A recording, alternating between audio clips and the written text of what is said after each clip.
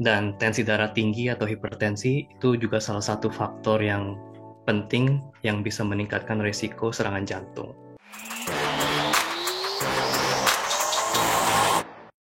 Halo sahabat sehat dimanapun kalian berada, selamat bergabung di Bincang-Bincang Podcast Kesehatan bersama saya Dr. Tony Setiabudi, spesialis bedah tulang di Mount Elizabeth Hospital Singapura. Kali ini saya ditemani oleh narasumber yang luar biasa, seorang spesialis jantung. Prakteknya bukan di Singapura, bukan juga di Indonesia, tapi jauh di sana, jauh di Inggris. Mari kita sambut Dr. Handi Salim. Selamat datang Dr. Handi. Salam kenal Dr. Tony, salam berjumpa juga. Kita kenalan dulu ya dengan sahabat sehat. Anda kok bisa nyasar ke Inggris itu ceritanya gimana Dr. Handi? Saya sebenarnya lulus SMA di Jakarta, tapi saya merasa kebetulan dapat kesempatan untuk menimba ilmu kedokteran saya di Inggris. Jadi saya ikut seleksi kedokteran di Inggris dan kebetulan syukurnya saya dapat. Oke, dulu FK-nya di mana, Dok? Saya FK-nya di University of Birmingham di Inggris. Oh, University of Birmingham. Terus kenapa pilih spesialis jantung? Saya sebenarnya tidak tahu saya suka spesialis jantung pada awalnya, tapi karena saya ikut rotasi penempatan di Departemen Jantung, dan saya merasa melihat seberapa banyak inovasi yang muncul di bidang jantung, dan terutama subspesialis di jantung itu sangat bervariasi. Jadi saya lebih tertarik dan untuk menimba ilmu dan mengikut seleksi, dan selama saya dapat seleksi yang kompetitif, saya dapat posisi training residen PPDS di sini. Saya merasa ini pilihan yang cocok karena saya bisa membantu pasien yang sangat membutuhkan, contohnya serangan jantung. Susah nggak ngambil PPDS di Inggris jantung? Seberapa kompetitif? Bisa dibilang di bagian untuk jantung itu salah satu yang sangat kompetitif di Inggris. Sangat kompetitif dalam arti cuma hanya ada sekitar 100-125 kursi tiap tahunnya yang diperebutkan hampir 500 kandidat. PPDS jantung di Inggris itu sangat terkenal di dunia dalam konteks sangat panjang trainingnya. Trainingnya berapa tahun? Bisa dibilang itu membutuhkan minimal 10 tahun. Wow, 10 tahun. Itu termasuk Betul. PhD? Itu belum termasuk PhD. Jadi lama sekali, dan itu bisa menjadi kayak faktor yang sulit atau yang penting buat kandidat yang mengambil residen jantung di sini untuk bisa menembus bidang spesialis yang kompetitif, dan juga sangat panjang karena harus membutuhkan tambahan riset. Oke. Itu 10 tahun itu hanya spesialis jantung atau yang lain juga sepanjang itu? Ini khusus untuk jantung sih sebenarnya. Contohnya kalau misalnya untuk jadi dokter umum di Inggris cuma butuh 5 tahun setelah lulus kedokteran. Oke. Jadi Wow. total untuk saya sendiri 13 tahun. Wow, lama banget. Oke. Sebelum masuk ke topik utama, saya ingin klarifikasi sesuatu yang sangat mengganggu dan merugikan banyak orang.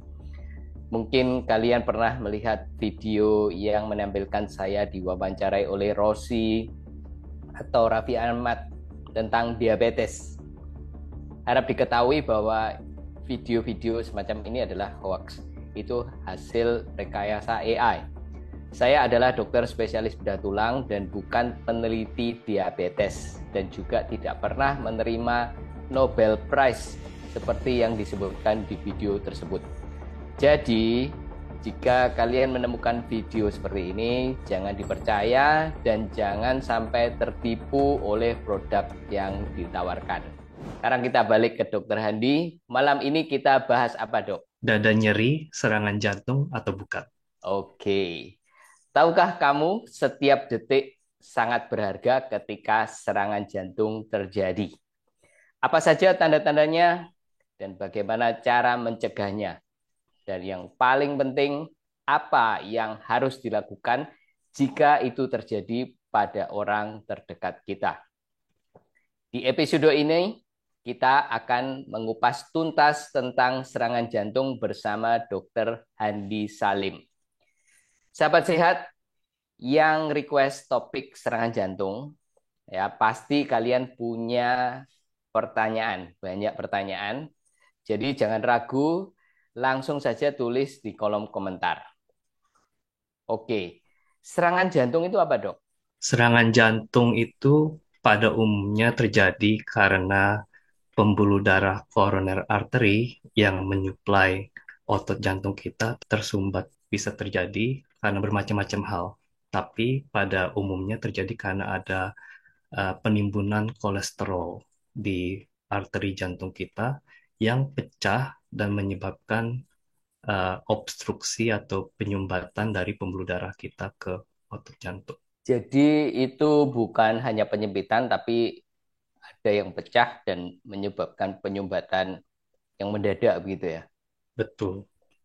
Terus apakah nyeri di dada itu pasti serangan jantung?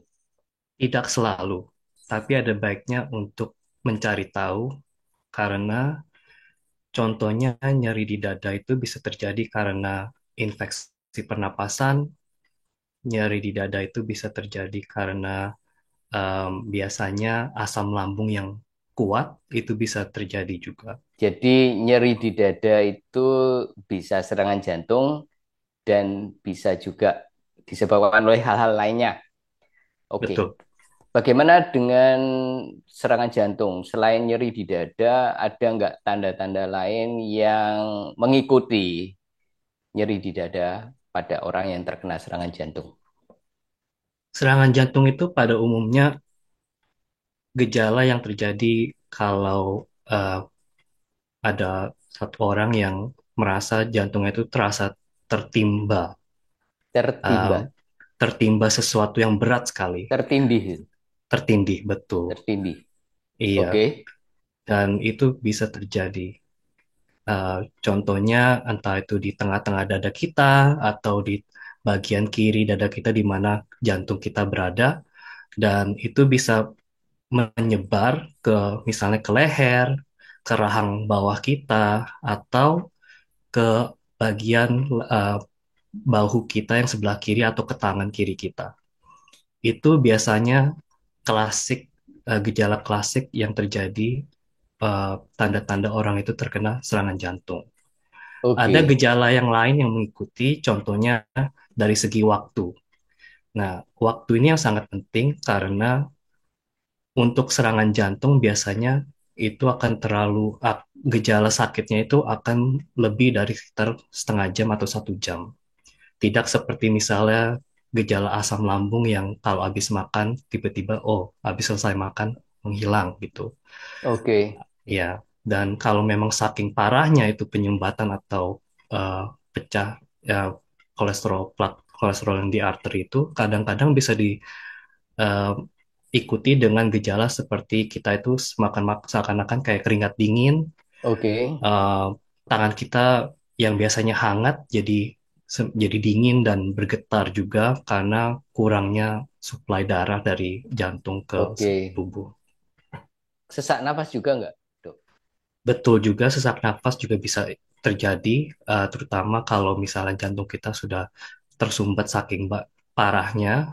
Jadi jantung kita itu tidak kuat untuk mensuplai em, oksigen atau darah ke paru-paru dan organ tubuh yang lain. Dari semua gejala-gejala nyeri dada, sesak napas, keringat dingin, gejala mana yang selalu terjadi atau dirasakan oleh pasien yang serangan jantung? Misalnya nyeri dada itu selalu atau tidak selalu? Hampir selalu terjadi. Hampir selalu. Dari 100 orang mungkin 95 orang pasti datang ke saya dengan gejala sakit dada. Nyeri dada. Oke. Kalau deg-degan, tiba-tiba jantungnya berdedek deg-degan gitu ya. Apakah ini juga tanda serangan jantung? Jika diikuti dengan sakitnya atau nyeri dada yang seperti saya bilang, itu kemungkinan iya. Nyeri dada, keringat dingin, terus sesak napas, jantungnya kadang-kadang deg-degan, ini ada kemungkinan terkena serangan jantung. Oke, itu Betul. sahabat sehat. Oke, sahabat sehat yang belum subscribe, tolong subscribe ya.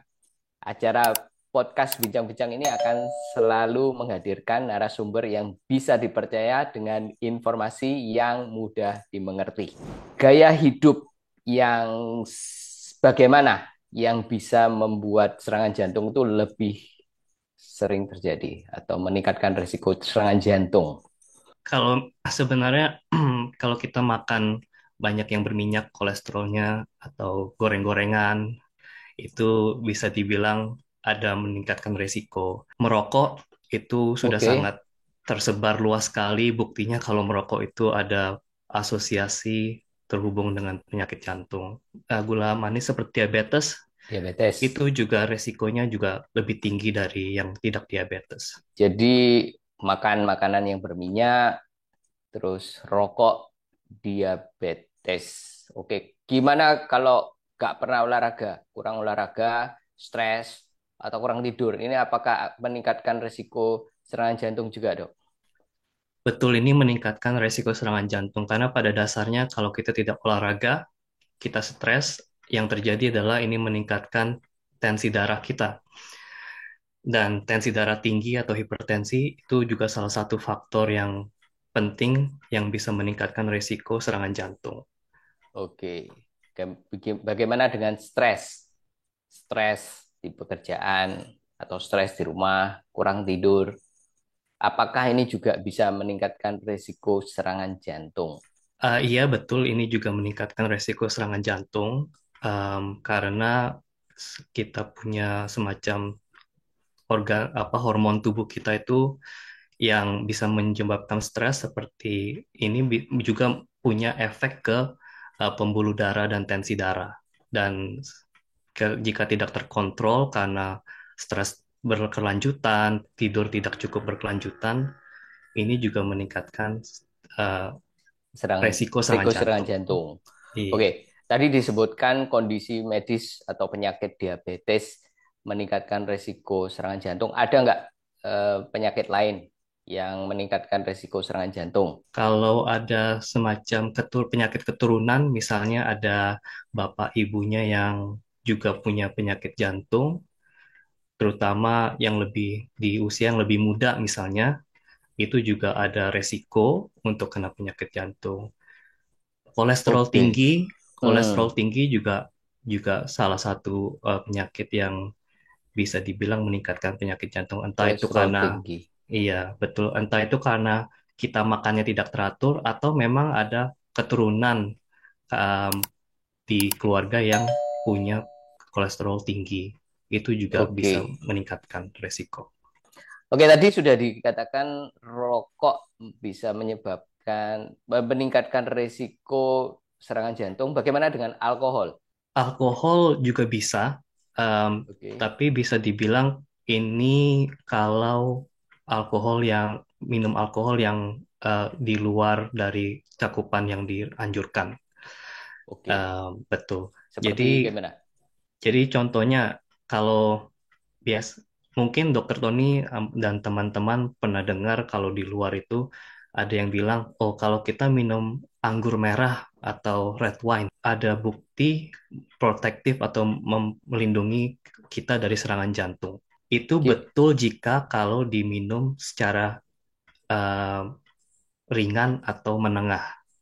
Jadi Oke. misalnya kayak cuma satu gelas eh, anggur merah untuk satu malam atau dua atau tiga kali itu nggak masalah. Dua tiga Tapi kali seminggu atau sehari? dua tiga kali seminggu itu nggak masalah. Oh, dua kali. Tapi Iya, satu gelas sehari. satu gelas sehari. Sehari. Oke, Tapi oke. kalau satu botol sehari, nah itu bermasalah. Oke, oke. Satu buat yang. Jadi jangan memang anggur merah terbukti bisa melindungi dari penyakit jantung, tapi bukan berarti minum anggur merah sebanyak-banyaknya lebih baik. Jadi ada batasannya ya, sahabat sehat, 1 gelas sehari, 3 kali seminggu ya, ya dok. Oke, oke, oke. Eh, Kalau Dokter Handi ditanya ya, pola makan yang sehat. Tadi kita bicara pola makan yang tidak sehat. Sekarang pola makan yang sehat, yang bagaimana, yang bagus untuk jantung. Sebenarnya tidak ada satu pola makan yang sehat yang dianjurkan selain kita makan semuanya dalam moderasi.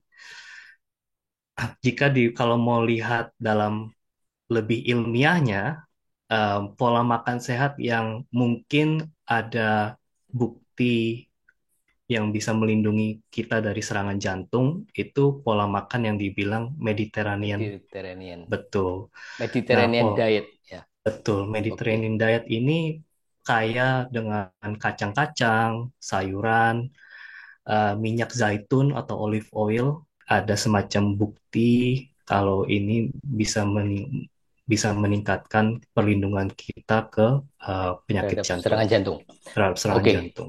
Ya, tadi Mediterranean diet itu mengandung banyak kacang-kacangan, sayur-sayuran, olive oil, minyak zaitun, dan tomat ya, Dok.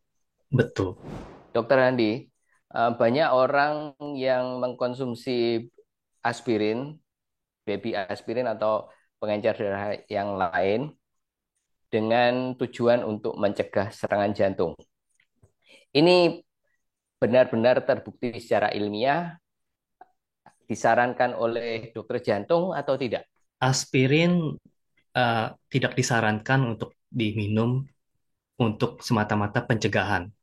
Dan ini rekomendasi yang sangat umum dilakukan terutama untuk praktisi jantung seperti saya dan juga teman-teman saya di Inggris. Begitu juga dengan pengencer darah yang lain, seperti clopidogrel. Um, jadi pada umumnya saya hanya merekomendasi aspirin plus minus clopidogrel jika sudah ada terbukti pasien saya terkena serangan jantung. Jadi terbukti serangan jantung dulu baru dikasih aspirin atau clopidogrel ya, bukan Betul, untuk mencegah. betul. Kalau dulu apakah aspirin ini pernah dianjurkan untuk pencegahan serangan jantung, misalnya dulu? Mungkin dulu iya, dan kita ngomong dulu berpuluh-puluh tahun yang lalu, bukan karena Oke, sekitar 5 tahun atau 3 tahun yang lalu ya. iya. Dan mungkin ada alasannya saat itu, tapi untuk dengan begitu banyaknya inovasi di jantung, maksudnya di spesialis jantung, begitu banyak riset-riset yang dilakukan, ini membuktikan kalau aspirin dan clopidogrel jika diberikan untuk semata-mata pencegahan itu tidak ada keuntungan medisnya dan mungkin lebih meningkatkan um, harm seperti Oke, pendarahan. oke, oke. Saya punya sebenarnya ada beberapa pasien ya yang minum Plavix, clopidogrel dan tidak pernah terkena serangan jantung, tidak pernah kena stroke. Jadi alasan kenapa minum clopidogrel ini nggak jelas gitu. Banyak, banyak sekali. Oke, jadi sahabat sehat ya, kalau informasi ini berguna, tolong klik like supaya saya dan narasumber ini tambah semangat. Oke, dok, saat serangan jantung terjadi, oke, atau kita melihat keluarga atau teman kita terkena serangan jantung, apa yang harus dilakukan? Yang paling penting adalah uh, segera minta pertolongan, Oke, ke pertolongan medis pertolongan terutama. medis.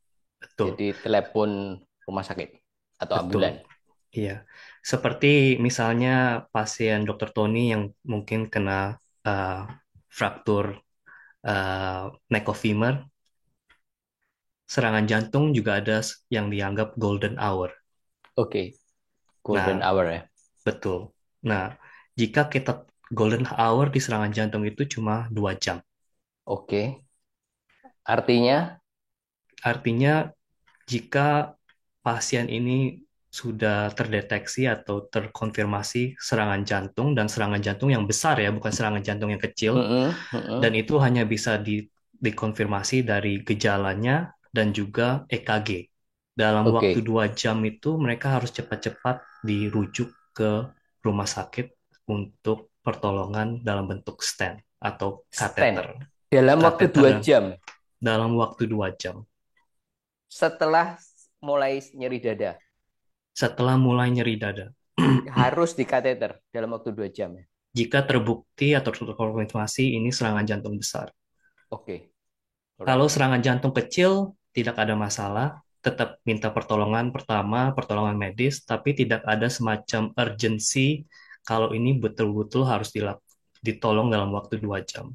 Kenapa dalam waktu 2 jam? Karena jika serangan jantung besar, ini benar-benar terjadi penyumbatan total di Oke, salah satu pembuluh darah.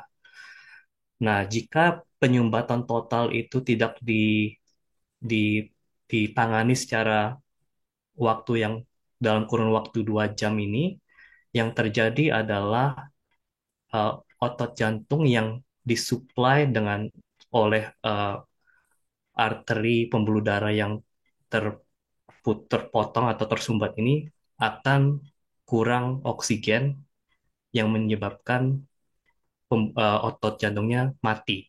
oke.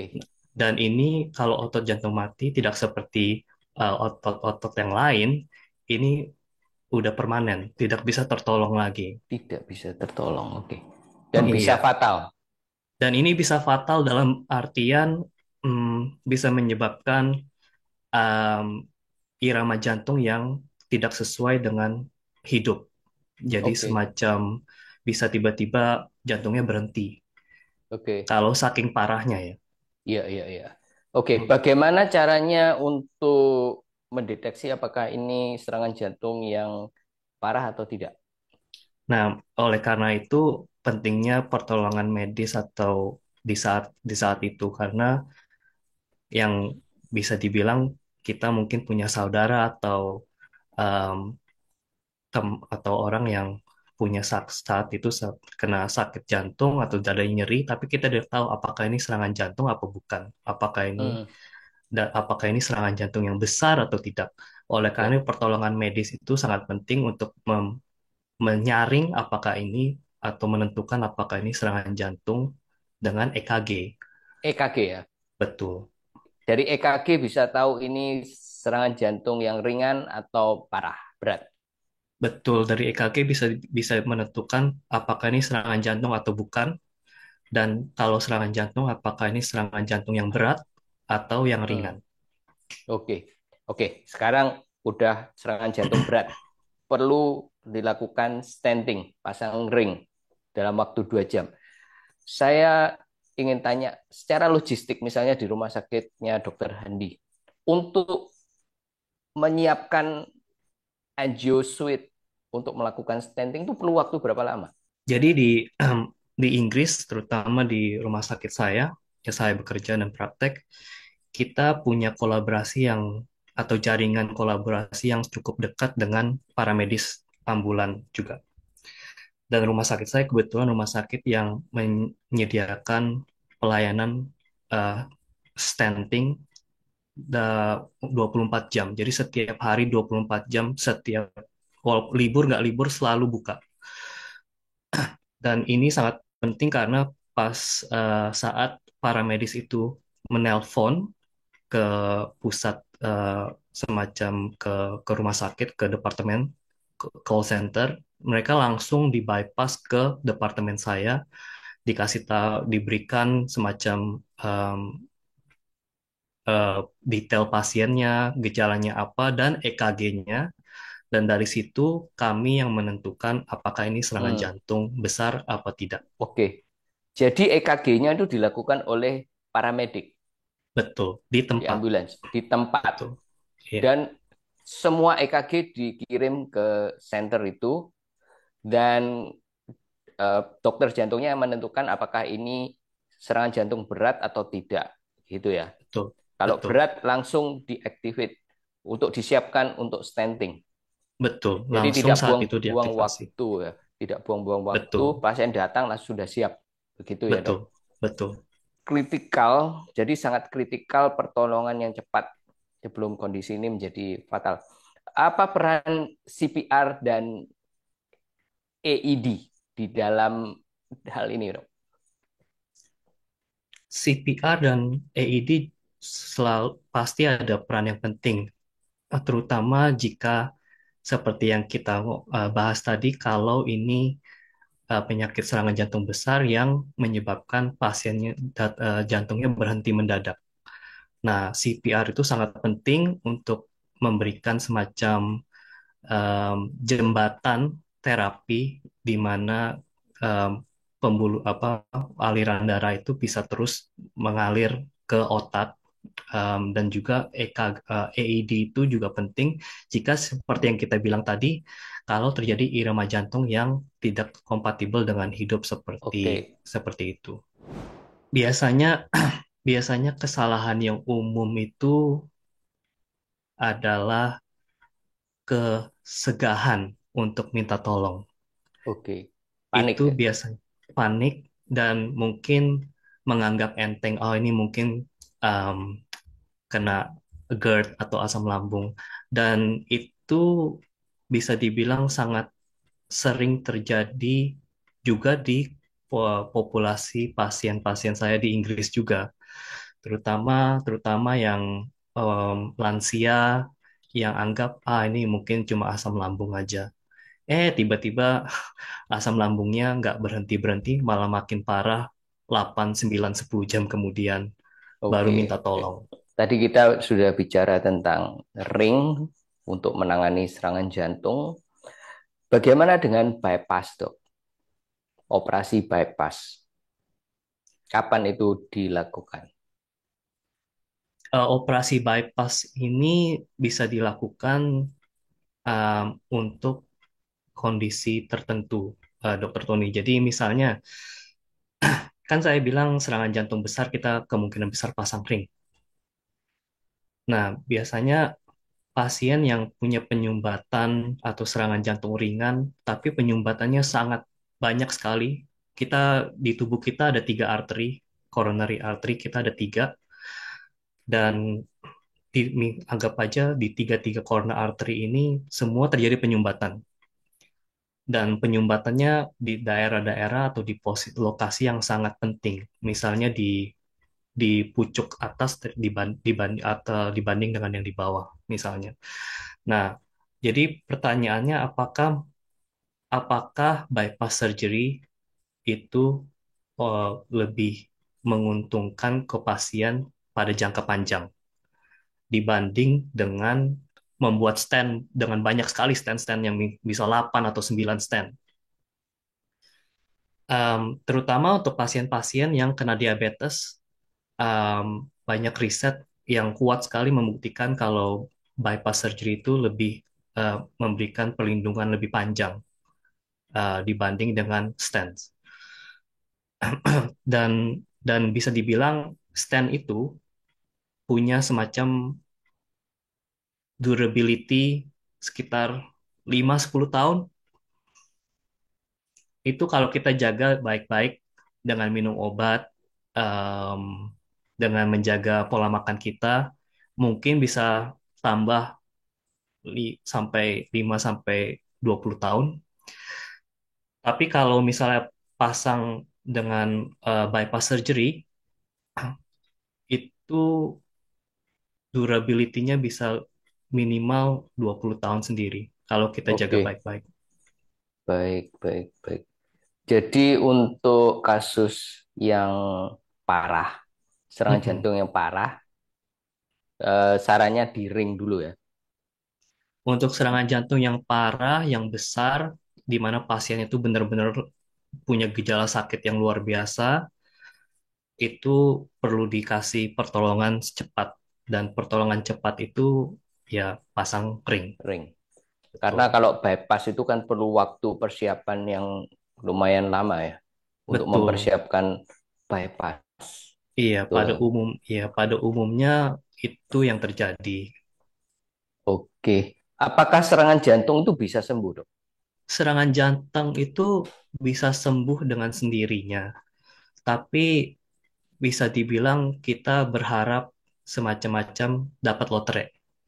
Hmm, oke. Seperti yang saya bilang, em, jika terjadi penyumbatan atau penyumbatan total, mungkin ada kemungkinan kecil penyumbatannya bisa bisa terbuka kembali. Oke. Itu sangat kecil sekali dan itu kita ya berharap dapat lotre supaya bisa dapat itu. Jadi Tapi jadi kemungkinannya kecil sekali. kemungkinan sangat kecil sekali. Bukannya tidak Sangat kecil. bukannya tidak mungkin, pasti ada kemungkinan tapi ya sangat-sangat kecil. Em, Oke. dan untuk mencegah terjadinya penyumbatan, soalnya kita kan cuma kasih pasang stand atau pasang ring di lokasi penyumbatannya. Iya. Jadi di lokasi di luar penyumbatannya itu ya ada kemungkinan ke depannya kalau kita tidak menjaga dengan pola makan kita, tidak minum obat teratur setelah stand atau ring, ya itu akan bisa terjadi lagi kalau memang tidak dijaga. Gimana dengan serangan jantung yang ringan? Ringan, nggak di stand, nggak di bypass. Kemungkinan orang ini ringan ya. Ringan tuh apa artinya tersumbat 100% nggak ya? Atau Enggak, cuman jadi berkurang aja? berkurang aja, betul, Oke, ini kalau berkurang. nggak di bypass, nggak di ring, kemungkinan pasien ini bisa kembali beraktivitas dengan normal itu besar atau kecil? Kemungkinannya cukup besar untuk beraktivitas dengan normal Nggak kalau diapa-apain. kalau nggak diapa-apain. Kemungkinannya besar. Cuman minum obat aja bisa. Minum obat bisa. Jadi ini kita ngomong dalam ranah pasien yang bisa dibilang punya angina atau anggina. Angina. Iya. Ya. Dan ini anggina ini ya terjadi karena ada penyumbatan, tapi penyumbatannya tidak besar atau tidak menyempit sampai 100% atau 70% atau jadi mungkin cuma Hmm, 20-50% penyumbatannya hanya terjadi kalau misalnya pasiennya itu melakukan aktivitas seperti jogging atau oke. lari. Tapi kalau misalnya berhenti dia stop, nggak ada gejala lagi, kalau dia istirahat, nonton TV, nonton podcast saya Dokter Tony, mungkin nggak ada masalah sama sekali. Dan ini tipe-tipe anggina. Angina. Em, iya. Oke. Jadi angina ini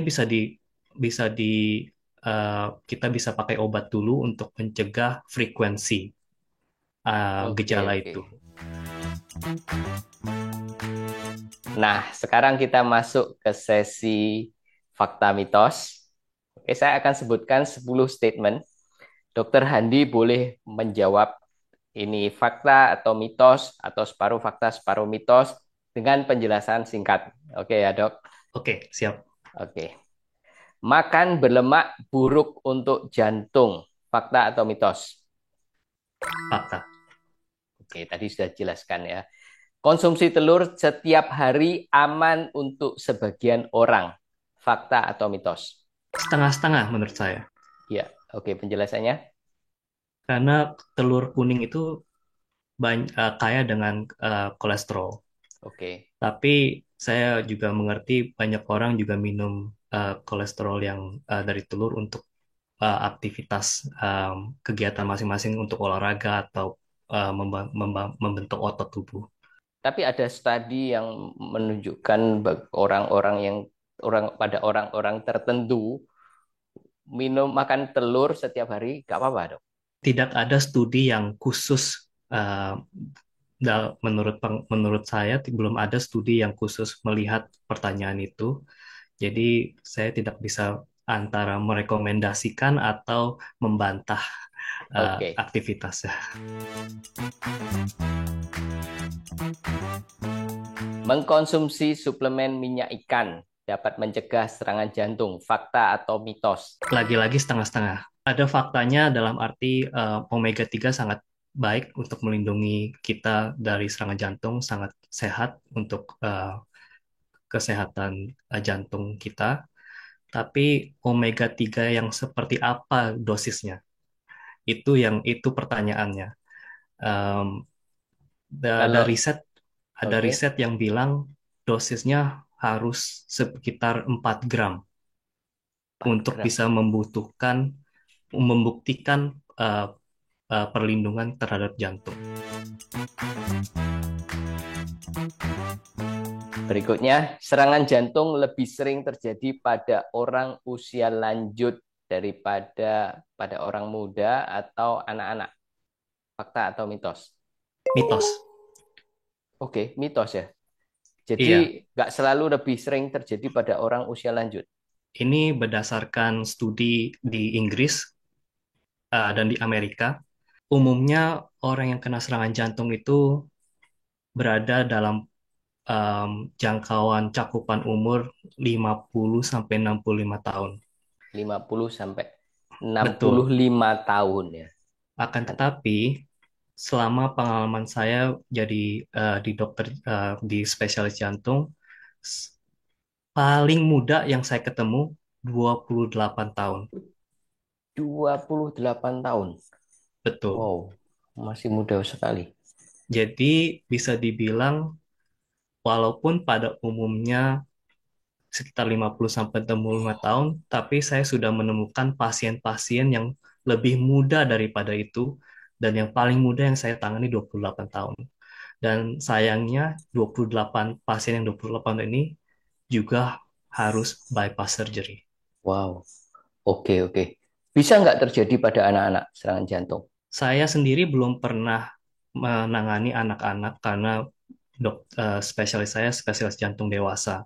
Tapi saya rasa kalau kalau anak-anaknya ini berada dalam ranah punya penyakit keturunan jantung atau punya penyakit keturunan kolesterol yang tinggi, Ya, em, pola makannya tidak teratur, ada resiko terjadi serangan jantung di usia muda.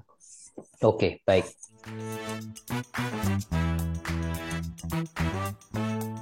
Berikutnya, obesitas dapat meningkatkan risiko serangan jantung. Fakta atau mitos? Ini fakta. Tuh, jadi kita ngomongin tadi tensi darah tinggi, diabetes, kolesterol tinggi, dan salah satu yang tadi kita belum bahas adalah obesitas juga salah satu yang meningkatkan risiko serangan jantung. Dan ini dua kait dengan diabetes biasanya. Orang kurus jarang terkena serangan jantung. Fakta atau mitos? Ini sayangnya mitos.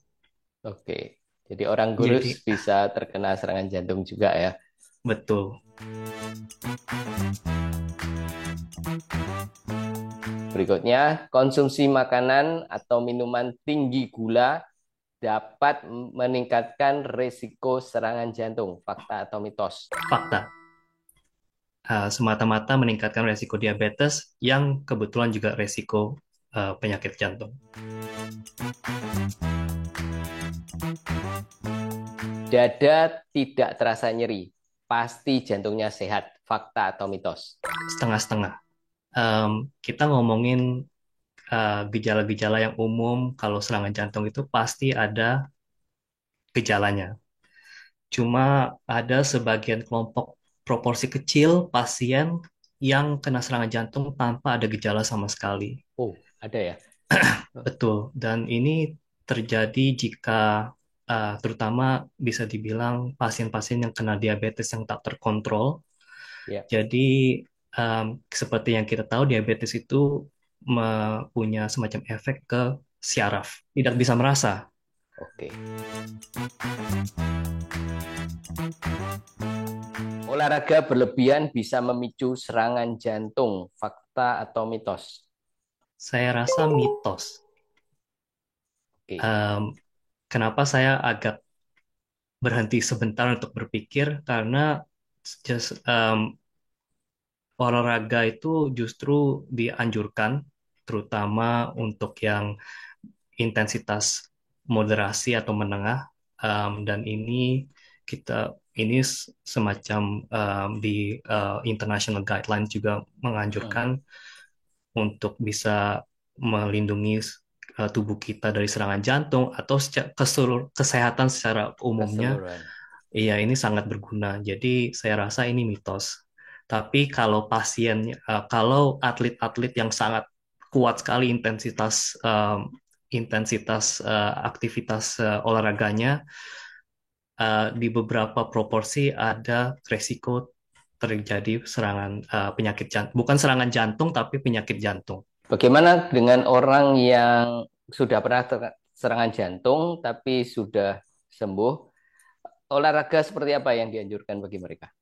Olahraga yang saya anjurkan adalah kombinasi antara kardiovaskular seperti jogging, lari, atau treadmill, dan juga semacam weight training atau resistance training. Tapi ya yang sesuai dengan kemampuan masing-masing, bukan Oke, semacam kayak untuk kompetisi kayak weightlifting atau segala macam. Jadi oke. kombinasi antara dua itu sangat baik.